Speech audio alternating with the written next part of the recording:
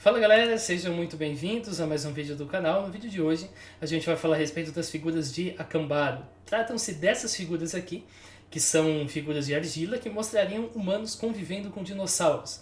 Essas figuras teriam no máximo alguns milhares de anos, o que colocaria em xeque, portanto, toda a cronologia que a gente tem de como as espécies existiram na Terra, porque os dinossauros teriam que ter deixado de existir há 65 milhões de anos, muito antes do homem aparecer. Então as figuras tratam, como eu disse aqui, de dinossauros, o que seria bastante estranho, porque nenhuma civilização poderia ter tido contato com dinossauros para poder construir imagens de dinossauros. Além disso, também elas representam povos do mundo todo. Tem alguns sarcófagos egípcios, por exemplo, figuras de cerâmica de sarcófagos egípcios e até mesmo de discos voadores.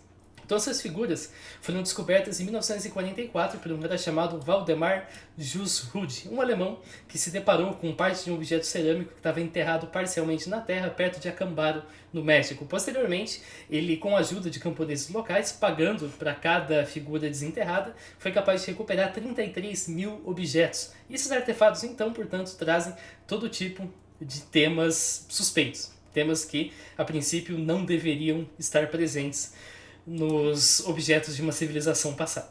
Vamos entender então melhor a respeito dessa história e vamos ver o que a gente pode dizer a respeito da autenticidade dessas figuras. Então a primeira coisa que a gente pergunta é como que essas escavações foram realizadas? Como exatamente foi feito o processo para retirar essas figuras da Terra? A gente infelizmente não tem uma marcação de cada figura em cada local em que a figura foi desenterrada. Isso não existe. A gente simplesmente sabe que essas figuras, esse conjunto de figuras, foi desenterrado de vários locais na região de Acambaro, no México.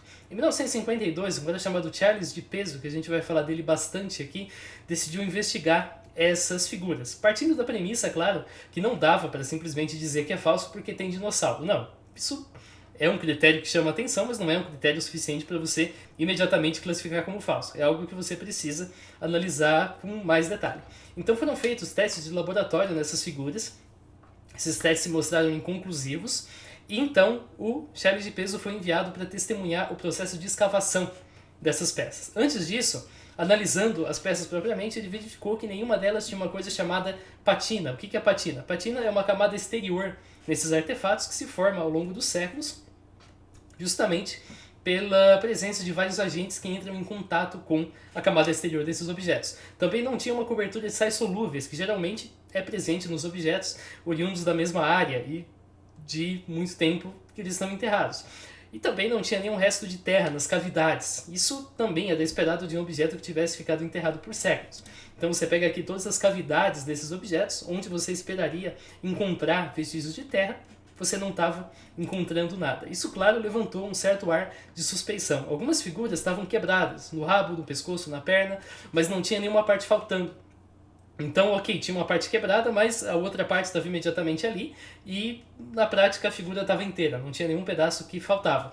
Além disso, também, os pontos onde acontecia a junção entre as duas partes quebradas não traziam qualquer sinal de polimento. Esse sinal de polimento é o que a gente espera caso essas figuras tenham passado por um desgaste depois de serem quebradas. Porém, não era o caso. Você conseguia encaixar as duas partes quase que de maneira perfeita. Isso indicando, portanto, que as figuras pareciam ter sido quebradas mesmo no presente para sugerir idade aos artefatos. Além disso, nenhuma das figuras tinha sinais, marcas de pá, de enxada, de picareta. Isso normalmente acontece quando você está escavando algum objeto, porque você não sabe precisamente onde o objeto está, e por isso você acerta ele sem querer. Então isso sugere duas coisas. Ou os escavadores são extremamente habilidosos e possuem técnicas que nenhum outro arqueólogo no mundo possui, inclusive arqueólogos profissionais. Isso é bastante estranho, considerando que a maioria deles eram camponeses, que não eram arqueólogos como principal função. Eles simplesmente estavam fazendo aquilo porque o Jussrud estava pagando eles por cada figura desenterrada.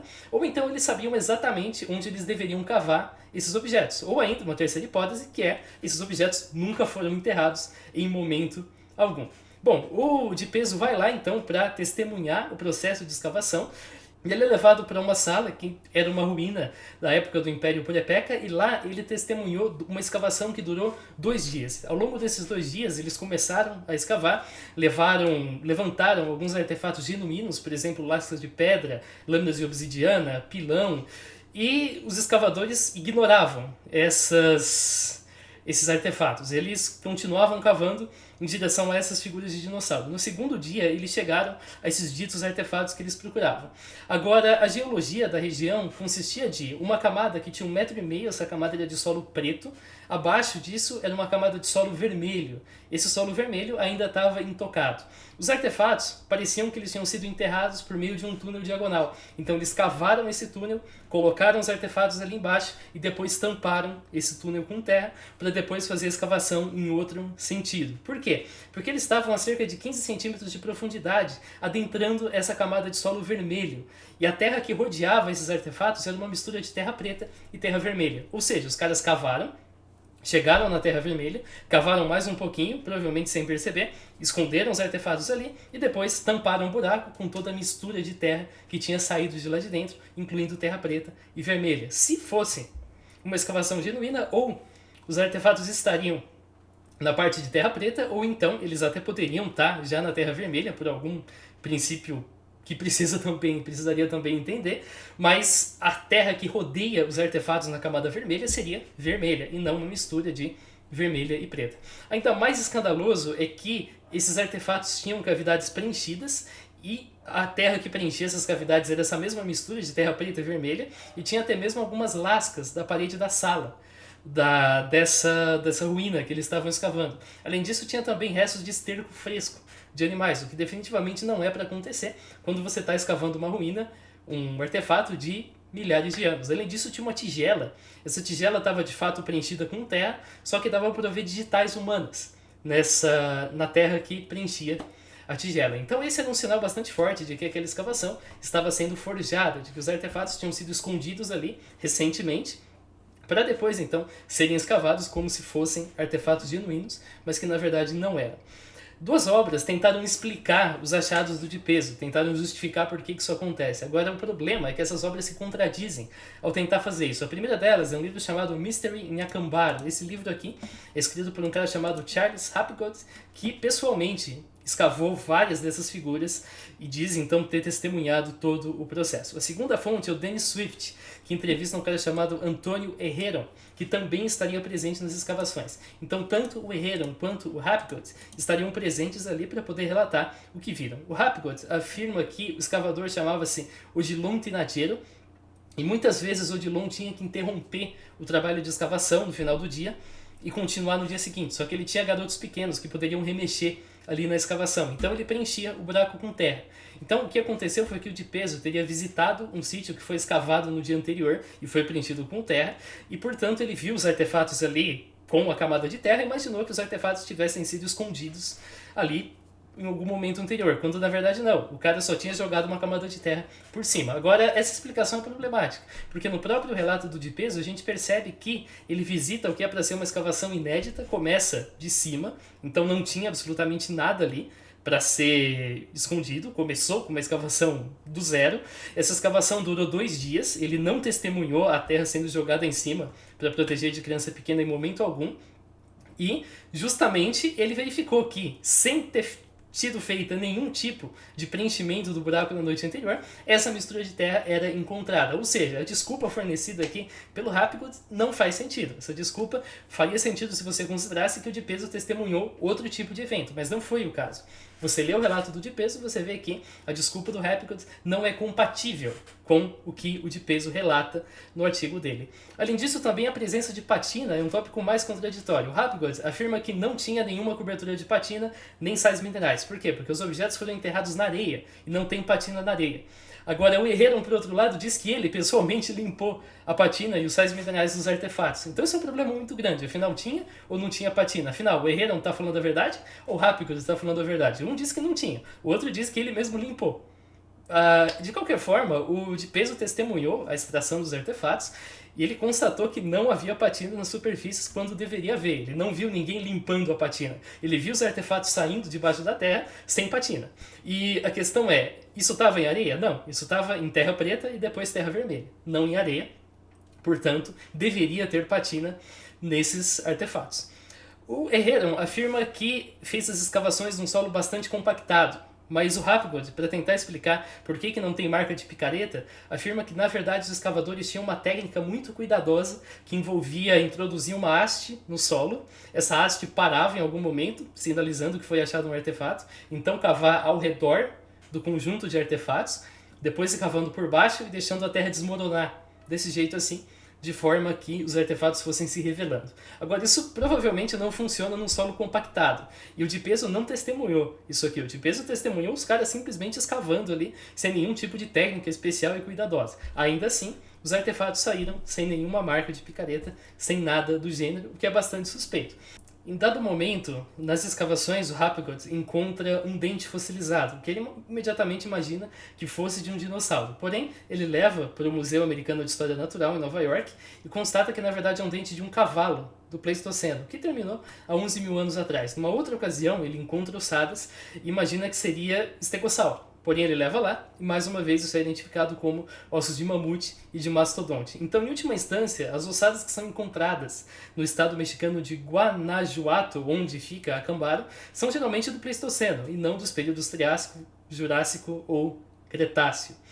Então, em última instância, o que a gente constata é justamente isso. Nós temos sítios arqueológicos reais, locais em que você encontra lascas de obsidiana, encontra pilão, encontra ponta de lança, encontra objetos do tipo que são feitos genuinamente por culturas antigas. Essas escavações revelam esses objetos, mas os escavadores não dão muita importância. Eles acabam, então, de alguma forma, pelo menos nas escavações que são testemunhadas por pessoas, desenterrando esses artefatos com figura de dinossauro. Porém, esses artefatos com figura de dinossauro saem do chão de uma forma muito suspeita, porque tem terra misturada ao redor deles, tem impressão digital na terra que não deveria ter, porque isso deveria estar intocado por séculos, e os artefatos estão numa condição perfeita, não tem polimento, não tem patina, não tem nada no gênero, e tudo isso faz suspeitar que aqueles artefatos foram enterrados há pouquíssimo tempo. Isso quer dizer que todos os artefatos, todos os 33 mil foram enterrados para serem desenterrados? Não, você vai entender isso mais adiante. Agora você deve estar se perguntando, será que outras pessoas já encontraram essas figuras de dinossauros em algum lugar da mesma região? A gente não tem um registro de todos os locais em que as escavações aconteceram e quantas figuras saíram de cada local. Seria muito bom se a gente tivesse, mas a gente não tem. Porém, a gente tem registros anedóticos do Jusrud, do Hapgood e do Heron que essas escavações aconteceram. Esses registros se contradizem e parecem pouco verossímeis por uma razão. Tá? O Swift e o Gardner, numa publicação a esse respeito, mencionam uma coisa bastante peculiar. É dito que os Jusrud e o Hapgood solicitavam que fossem feitas escavações em pontos aleatórios da região. Então, escava embaixo desse muro, escava nessa moita, escava embaixo da estação de polícia, os caras realmente fizeram isso, e escava embaixo da minha casa, e nessas escavações, espontaneamente, as figuras eram encontradas. Então, se isso realmente fosse verdade, se realmente você pede para escavar em pontos aleatórios e com grande taxa de sucesso você encontra as figuras, é de se esperar então que essas figuras estivessem em muitos locais da região de Acambaro. É de se esperar que outras escavações independentes, por acidente mesmo, acabassem revelando essas figuras. Porém, não tem registro de que isso ocorreu. Isso é muito suspeito. Além disso, vale lembrar que na época é dito que a cidade teria de Acambaro 20 mil habitantes, lá em 1952. Agora, hoje, a cidade tem 101 mil pessoas. Então, você imagina, claro, que a cidade se expandiu, que a cidade aumentou, que novas escavações foram feitas para fazer alicerce de casa e que, portanto, essas figuras deveriam aparecer. Mas, como eu disse, essas figuras não apareceram. Ninguém mais encontrou tais figuras, exceto pelo pessoal do Jusrud. Além disso, é bastante suspeito que esses 33 mil objetos extraídos de forma precisa, sem nenhuma marca de picareta, tenham saído de uma área tão pequena, então lavados, então apresentados nessa estrutura perfeita, sem a patina. Isso é inédito na história da arqueologia, se você for considerar. Mas o Swift afirma que tem sim um caso no qual as figuras de dinossauro foram encontradas de maneira independente. Em 99, ele entrevista um cara chamado Ernesto Narvet Marines, que é policial da região, e que se lembra que lá em 1978, portanto há mais de 20 anos, ele trabalhou numa investigação que duas pessoas chamadas Jamie Aki e Raul Hernandez foram condenados e presos. Por quê? porque eles pegavam artefatos históricos que eles escavavam na região, levavam para o Texas e trocavam por armas no mercado negro. O Ernesto se lembra de 3.300 figuras, dentre elas 9 sendo de dinossauros. A gente não tem as fotos das figuras, não tem os arquivos policiais, não tem evidências dessas figuras, então é realmente difícil tirar qualquer conclusão a partir de um relato de mais de 20 anos. Porém, as escavações na região revelaram uma série de outros artefatos de cerâmica, conforme esses aqui, que genuinamente pertencem a culturas antigas da região, então é bastante provável que o Jaime e o Raul tivessem traficando esse tipo de artefatos e não dinossauros.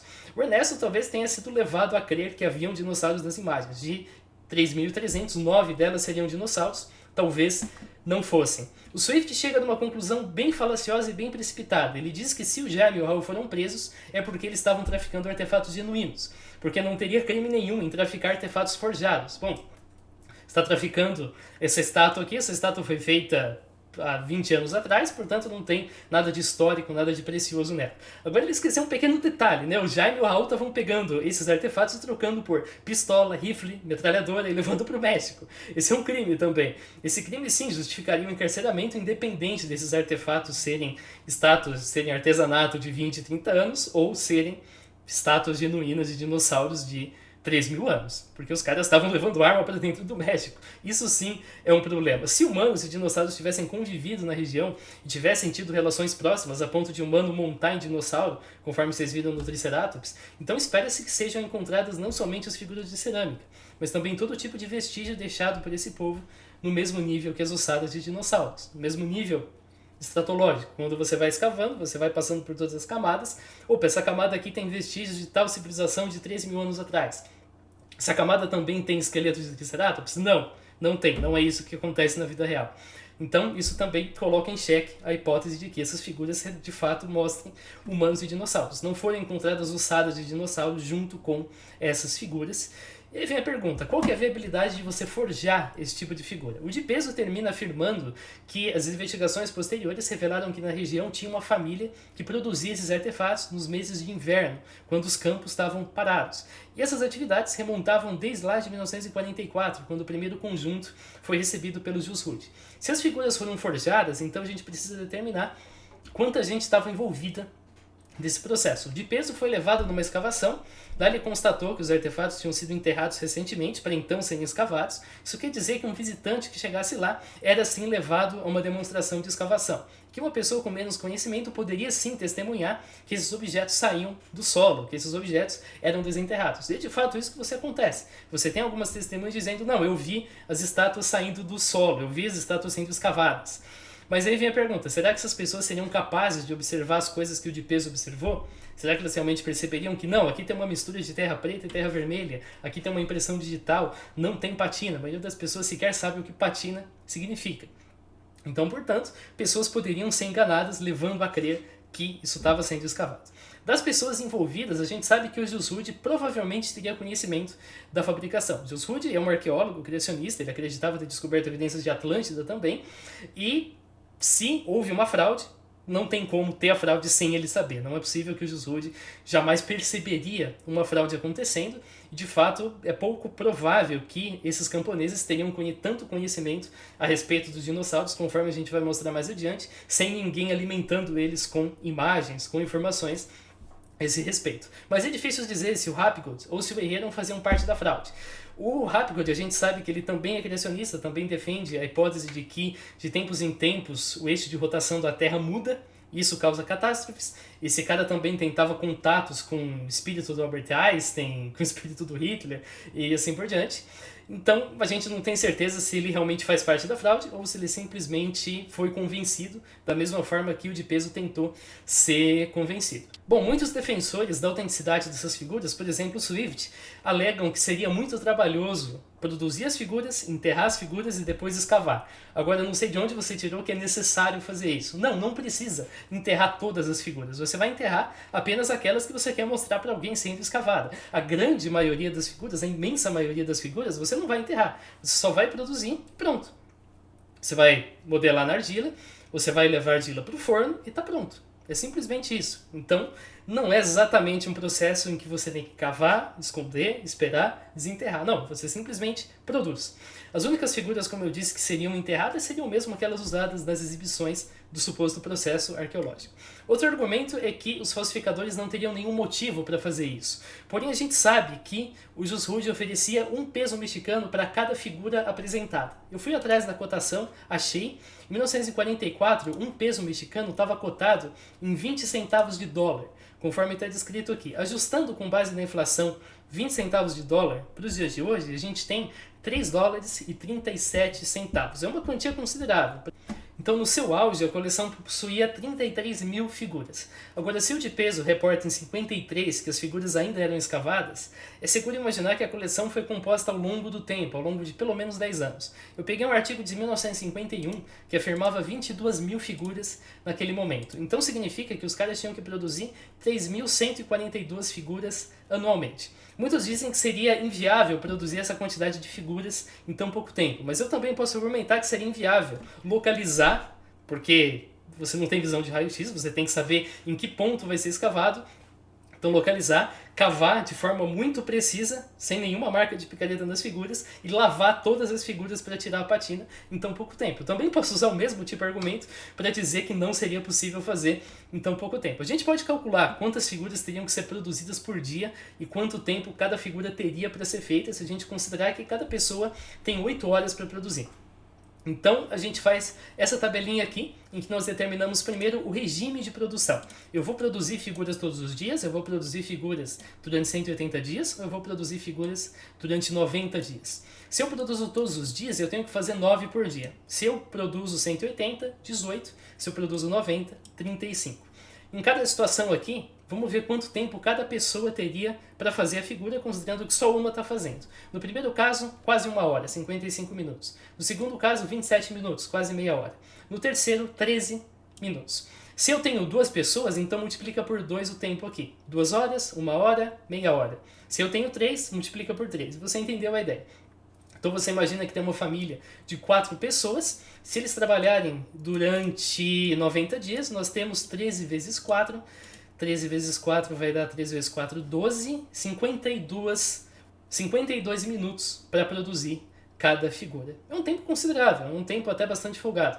Aí quanto que as pessoas ganham nesses casos? No primeiro caso, 1 dólar e 72 centavos. No segundo caso, 3 dólares e 49 centavos. No terceiro, 6 dólares e 48 centavos. Convertendo isso para valores de hoje, sem inflação, a gente está na casa dos 30 dólares, 60 dólares e 120 dólares. É uma bela grana para você ganhar por dia. Para você ter uma ideia, lá em 1944 tem uma notícia aqui que menciona que um legislador no estado de Utah ganhava 4 dólares por dia e que isso era um absurdo de caro. Isso era um valor absurdamente alto para a época. Então, de fato, trabalhar com a produção dessas figuras era uma atividade bastante rentável, com o Jusrude pagando 1 peso por figura. Então, é falso essa afirmação de que os camponeses não teriam motivação nenhuma para produzir essas figuras. Eu conversei aqui no Twitter e num canal do YouTube com escultores e perguntei quanto tempo vocês acham que vocês levariam para produzir essas figuras de dinossauros. Mais especificamente, eu mostrei essas figuras aqui e perguntei quanto tempo que ele acha que ele levaria. 2 deles me falaram cerca de meia hora e um deles me falou que levaria cerca de menos de 1 hora, segundo a informação dele. Então, isso se aplicaria para todas essas esculturas mais simples, conforme as que estão na imagem aqui. Ou seja, não é um processo trabalhoso, não é um processo tão complicado, não é algo tão inviável de você pensar que uma família trabalhando 13 meses do ano conseguiria fazer tranquilamente essas 35 figuras por dia, dedicando 8 horas. Nossa, mas quem que vai dedicar 8 horas? Bom, tem uma remuneração bem alta que está balançando aqui, brilhando para você. Então, tá aí um motivo para você dedicar 8 horas por dia para produzir esse tipo de coisa. Mas claro que, ao passo em que isso explica essas figuras aqui, isso não explica essas figuras que são mais complexas. Algumas delas mostram dinossauros, então se foram forjadas, teriam que ser forjadas juntas de fato. Essas mereceriam muito mais tempo para produzir bonitinho, mas que são minorias. E outras das figuras, como por exemplo essas aqui, é possível que elas tenham vindo de escavações genuínas, porque a gente sabe que o Jusrude era um arqueólogo, a gente sabe que ele trabalhava com isso, então é possível que outros projetos de escavação revelaram figuras do tipo e ele simplesmente colocou tudo na mesma coleção, até para dar credibilidade. Então é bastante possível que outras figuras sejam figuras genuínas dessas culturas. Mais uma vez, se a gente tivesse um catálogo bonitinho de todas as figuras produzidas, a gente conseguiria muito bem classificar, mas a gente não tem. A gente só tem fotos, olha, esse monte de estátua aqui de Acambaro. Pronto. É basicamente isso que a gente tem a respeito das figuras. Então, nesse momento, eu acho que você está se perguntando, e a datação? Por que as pessoas não tentaram datar essas peças? A verdade é que elas tentaram. O Swift traz uma série de testes feitos com a datação por carbono 14 nas peças em meados da década de 80. Isso seriam produzidos valores entre 4.000 e 1.500 anos atrás. A gente não foi capaz de localizar nenhum dos relatórios, porém, só o Swift mencionando que essas datações aconteceram. Vamos entender um pouquinho o que é carbono 14. Todos os seres vivos, quando eles estão vivos, eles absorvem carbono, ou da atmosfera, ou através de alimentos que eles ingerem. Uma parte desse carbono é o isótopo carbono 14, que é radioativo. Quando um ser vivo morre, ele evidentemente para de absorver carbono, inclusive carbono 14. Mas o carbono 14 que já está no corpo, como é radioativo, ele tende a decair ao longo do tempo. Então você consegue justamente fazer uma estimativa por meio do carbono 14 para saber há quanto tempo esse ser vivo estava morto. Agora, escultura de argila não é ser vivo, né? Pois é, eles não são muito adequados para você fazer datação por carbono 14. A datação de cerâmicas por carbono 14 dá para fazer, mas é feita assumindo que os vestígios de carbono no material vêm de materiais que são adicionados para fazer uma têmpera no processo de produção do artefato. Então você mistura um pouco de carbono de alguma forma na sua argila, ou ainda que você usou aquilo para comer, por exemplo, e portanto ficaram restos de comida encontrado com o artefato. Então é muito fácil que uma cerâmica seja contaminada. É muito fácil que nesse processo de datação você acabe recebendo um valor muito mais alto do que o que você esperava. Isso é normal, isso acontece muito quando você pega a datação por carbono 14 e aplica em algo como um objeto de cerâmica. Portanto, não dá para a gente levar como definitivo o resultado de uma datação por carbono 14. Isso também explica porque as datações das peças deram valores tão divergentes entre 4.000 e 1.500 anos atrás, conforme está descrito aqui. Justamente por isso, a forma adequada de se datar um objeto de cerâmica é através da termoluminescência. Como assim? Quando um mineral existe, ele tem elétrons aprisionados em defeitos da sua estrutura cristalina. Quando você aquece esse mineral, por exemplo, quando você leva a cerâmica para o forno, isso faz com que esses elétrons sejam liberados e depois, ao longo do tempo, as cavidades, agora vazias, vão ser gradualmente preenchidas com elétrons aprisionados. Quando o artefato é aquecido novamente, os elétrons são liberados. Isso é numa escala mensurável que permite datar o artefato. Uma datação utilizando termoluminescência foi feita em 72 e retornou datas para até 2700 a.C. Isso é um achado muito espetacular. Justamente por isso a gente foi replicar para ver o que acontecia. Agora tem um pequeno probleminha. Você não pode sair datando com termoluminescência qualquer coisa. Para isso você tem que fazer uma coisa chamada teste do platô. O que é o teste do platô? É um teste que vai checar se a relação entre a termoluminescência natural e artificial se mantém constante em um intervalo de temperatura. Ou seja, se esse gráfico aqui é um platô. Um platô é uma linha reta. Tá certo? Peguei uma carteira, isso aqui é um platô, linha reta. Não é o que a gente tem aqui. O que a gente tem aqui é a relação aumentando conforme você aumenta a temperatura. E o que acontece quando um objeto falha o teste do platô? Então você não pode usar termoluminescência para datá-lo. E essa experiência foi feita com 20 pedaços dessas cerâmicas de Acambaro e verificou-se que todas elas falharam no teste do platô. Portanto, o resultado obtido anteriormente de 2700 a.C. não pode ser usado para datar esse tipo de figura. Se você pesquisar por teste do platô, você vai ver que isso não é um empecilho que foi inventado só para desqualificar esses resultados, como o Swift até sugere. Não é o caso. O teste do platô é o padrão. Você tem que fazer o teste do platô para checar se o seu resultado de termoluminescência pode ou não ser utilizado. Agora, esse tipo de cerâmica, a cerâmica de Acambaro, tinha uma emissão bastante incomum, que não deveria existir. Basicamente era esse o problema. Essa emissão acontecia, mas ela não deveria existir. Essas cerâmicas já tinham sido medidas em 69, esse sinal naquela época existia, em 76 continuava existindo em menor intensidade. Então os caras pensaram, vamos imaginar que esse sinal caia de forma linear entre 69 e 76. E agora vamos extrapolar essa série para todo o tempo. Vamos ver o que acontece. Quando a gente faz isso, a gente verifica que, fazendo de maneira retroativa, esse sinal levaria cerca de 400 meses para ter se formado, ou ainda 33 anos antes de 1969. Isso indicaria que as figuras teriam sido levadas para o forno mais ou menos ali entre 1936, portanto que essas figuras seriam muito mais recentes. O Swift fala, nossa, mas nenhum pesquisador aborda esse sinal anômalo. Esse sinal anômalo foi algo que inventaram no caso dessas cerâmicas. Pois é que nenhum pesquisador geralmente testa cerâmicas recentes. Geralmente os pesquisadores testam cerâmicas que são achados arqueológicos genuínos e que têm aí, claro, alguns séculos ou milênios e, portanto, esses sinais já não existem mais. Geralmente você não vai gastar recursos para testar uma cerâmica que você sabe que é recente. Porém, nesse caso em particular, sim, a gente tinha uma cerâmica potencialmente recente e justamente por essa razão o dito sinal apareceu. Um argumento final é que as figuras conteriam detalhes que nenhum paleontólogo na época sabia. Então, de fato, se você tem um dinossauro que foi descoberto em 1980, esse dinossauro aparece numa figura de 44, então é bem estranho, é bem pouco provável que essa figura tenha sido feita por camponeses em 44, e mais provável que ela tenha sido feita por uma civilização que conviveu com dinossauros. Ok, mas vem a pergunta, será que isso é verdade? Vamos checar. O de Peso afirma que na cidade tinha 20 mil habitantes naquela época e tinha bancas de jornais onde podiam comprar revistas em quadrinhos com dinossauros. Além disso, tinha também um cinema. De fato, eu achei aqui até um vídeo sobre o cinema que você pode ver depois. Se o Jusrude participou dessa fraude, então é bastante provável que ele tenha fornecido materiais que possam ser usados como referência. O de Peso também observou que entre os artefatos nós tínhamos sarcófagos e figuras egípcias e que Acambado tinha um trem que levava pessoas 3 vezes por dia para a cidade do México. Lá tinha uma exposição de figuras egípcias que eram muito parecidas com as figuras produzidas, então sugerindo que alguém que produzia essas figuras foi visitar a exposição, voltou e então produziu as figuras a partir daí. Resta a gente saber se é verdade, se as figuras não têm nenhum tipo de informação inédita da época, conforme várias fontes dizem. Vamos checar. O primeiro dinossauro envolvido nesse caso seria o iguanodonte. Essa escultura aqui seria uma escultura de iguanodonte, e os iguanodontes da época são extremamente estranhos. Por exemplo, isso aqui. Isso aqui é praticamente uma iguana gigante, né, com 4 patas.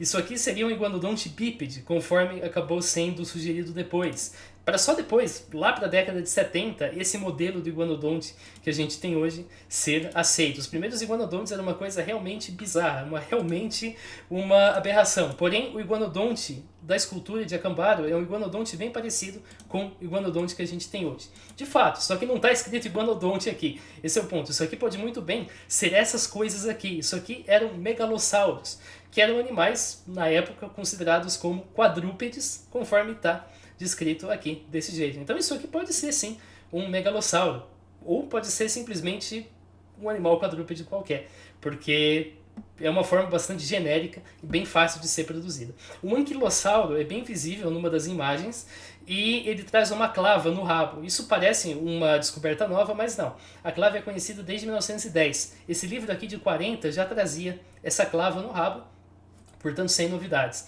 A gente tem várias figuras de estegossauros. O curioso é que, além de não trazer nada incompatível para 1944, eles trazem apenas uma fileira de placas dorsais, ao invés de 2. Então, se eu pesquisar aqui como que um estegossauro parece, você vai ver que ele tem justamente... Não aqui, aqui são as primeiras reconstruções do estegossauro, é realmente uma coisa bizarra. Mas o estegossauro mesmo, ele tem uma fileira de placas nas costas, e são 2 fileiras. Uma fileira para um lado, outra fileira para o outro, conforme está descrito aqui.